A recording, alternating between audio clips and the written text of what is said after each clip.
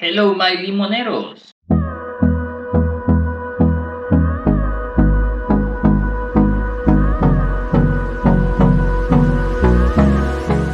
In this video, I will show you the computer game, Catch the Apple.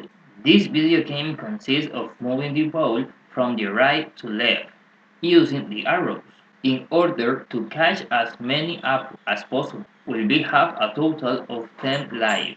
Okay, the game is beginning,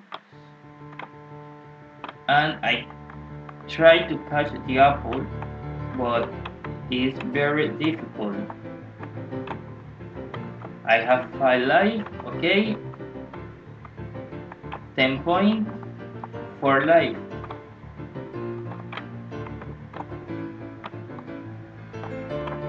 Three life.